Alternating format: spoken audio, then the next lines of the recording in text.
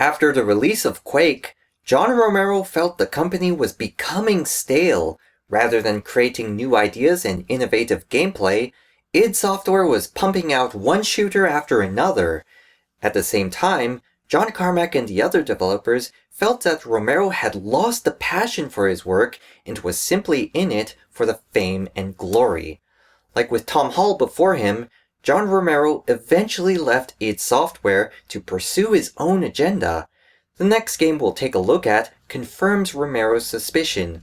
Even though it shows off yet another impressive engine from Carmack, the actual gameplay largely remained the same.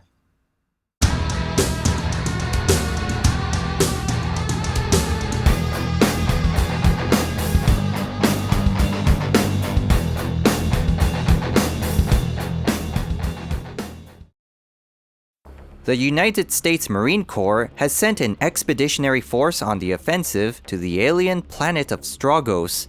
After a botched landing operation, you take control of Bitterman, the lone Marine left to fend off hordes of enemies miles away from the main objective.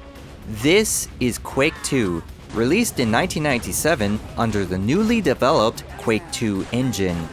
The gameplay strays away from the standard level progression formula from the previous games. In its place is a system of units with a primary objective centered around each of them. You can travel back and forth between levels within a unit, collecting key items in one level, and then using them in another. First-person shooters of the time are often defined by their weapons, and the USMC brought along a nice selection of hardware for the occasion. You build your arsenal with shotguns, machine guns, grenade and rocket launchers, energy weapons, and making its debut in the series, the Railgun, a sci-fi sniper's wet dream. One thing to note is the grenade ammo can be used without the grenade launcher. They can be thrown as hand grenades, which you can hold on to while the clock is ticking. The game introduces an inventory system that encompasses everything: weapons, ammunition, key items, and power-ups. You can cycle through these items, though only the weapons and power-ups can be used in this fashion. Although a useless feature in single player, you have the ability to drop any of these items for your teammates in multiplayer. More on this later. The Strogg race is a collective of cyborgs with unknown origins. They harvest the biological life from the planets they invade, and they combine them with their advanced technology to create the formidable foes you're up against. The Iron Maiden is the femme fatale with a rocket launcher. Don't face her with your back against the wall. She defines the mechanical dominatrix, and apparently some guys are into that.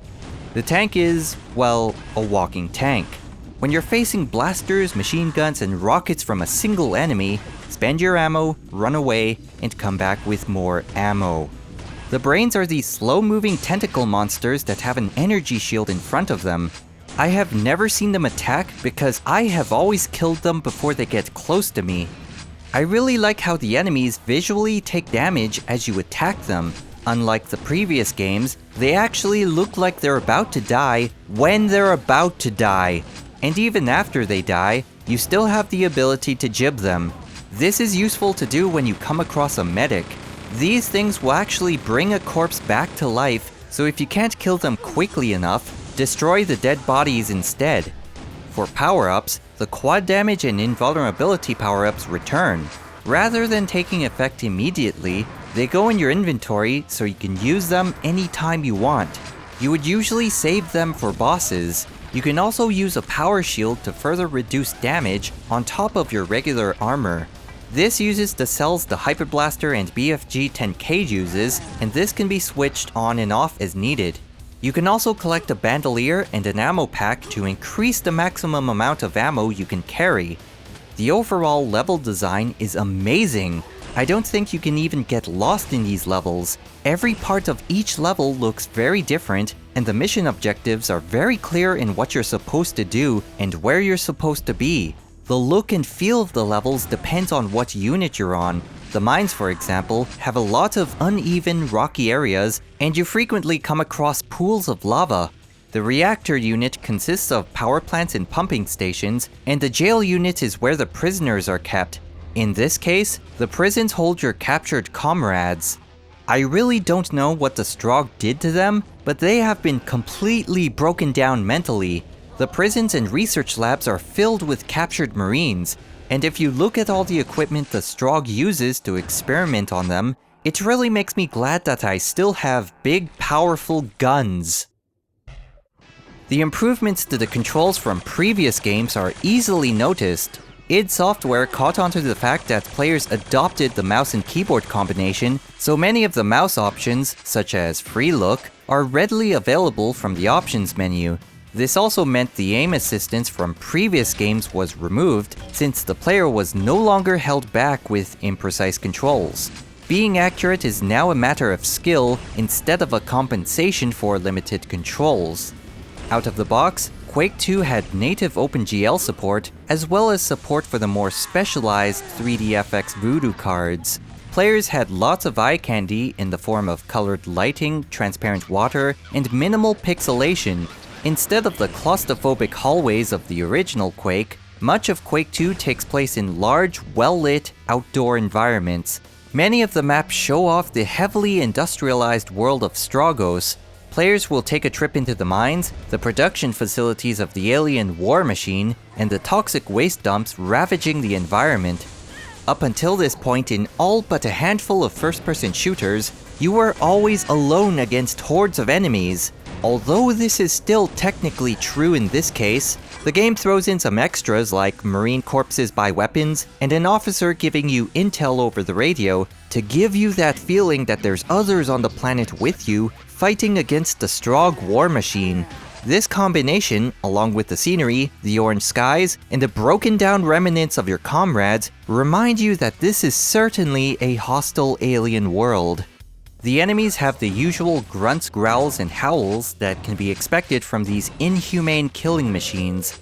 There is, however, a mechanical quality to the voiceovers, fitting very well with their cybernetic properties. I do like my weapons loud and powerful, and Quake II delivers. Sometimes. A slap from the super shotgun makes me feel like a total badass with every kill, but the rocket launcher sounds like I'm just manually feeding a simple machine. The overall sound effects are acceptable, but the real heart of the audio is the music. To go along with the sci-fi action formula, Sonic Mayhem was brought in to make a heavy metal soundtrack for the game. Rather than an immersive ambient soundtrack like in the previous game, the music serves to pump you full of adrenaline. When you're mowing down wave after wave of cyborgs, that's all you need, and it does it well. To be frank, the overall difficulty of the game is too easy. Although many of the enemies have multiple attacks, they're easy to read and you can dodge them accordingly. Many of the enemies have a delay before their attack, giving you more than enough time to take cover or retaliate. Even if their attacks do connect, if you have the highest level body armor and a power shield, unless you make a huge mistake, you will never die. The chain gun and a quad damage will make short work of anything. The enemies of the original Quake were far more agile, and some monsters took reduced damage from certain weapons. The enemies in Quake II by comparison are slower. They're easier to hit and easier to kill. Even if you tried out the demo, you wouldn't know this because it only contains the first unit with 3 levels. It shows off the cross-level mechanics, and provides an adequate number of weapons and enemies to demonstrate the action.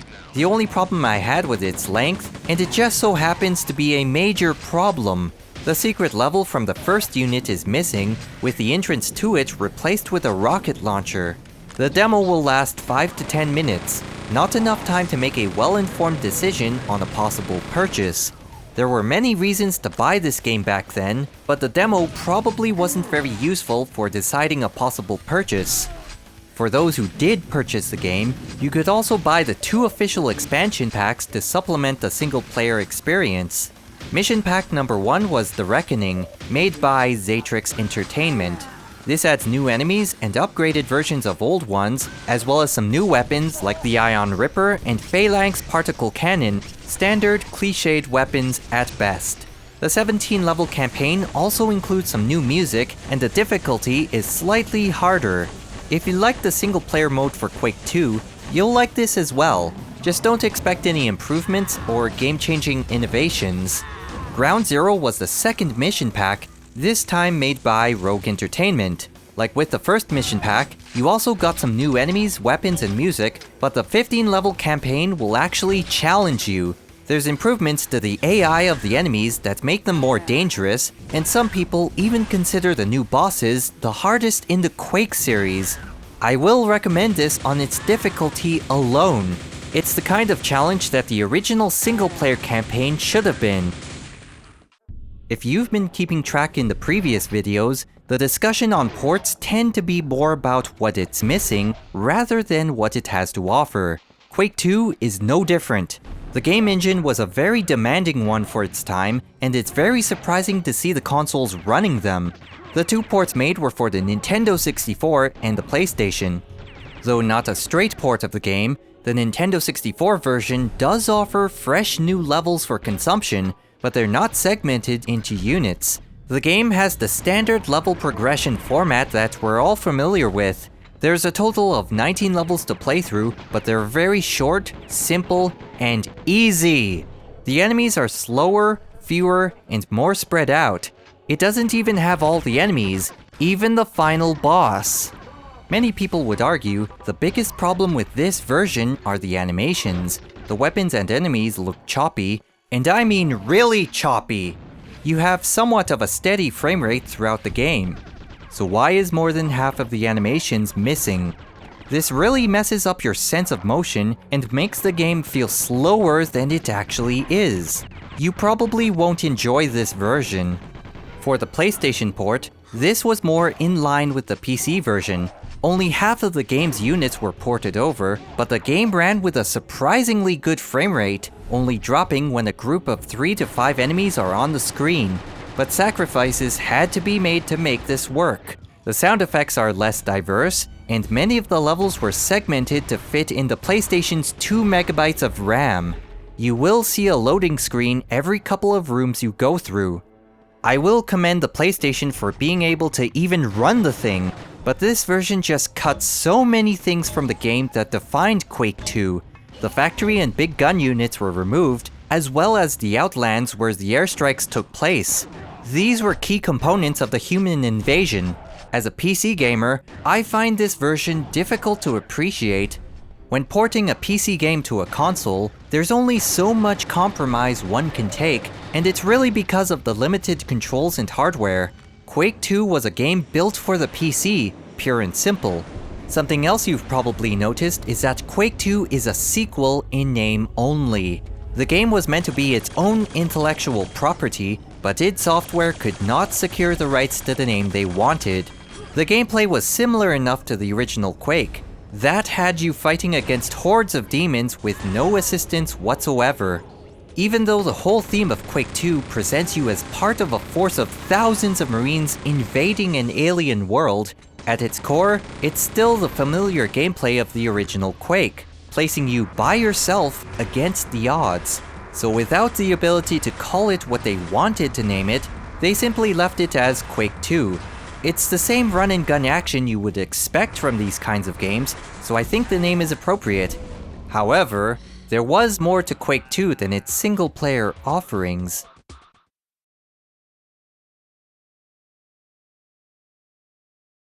Lights! Camera!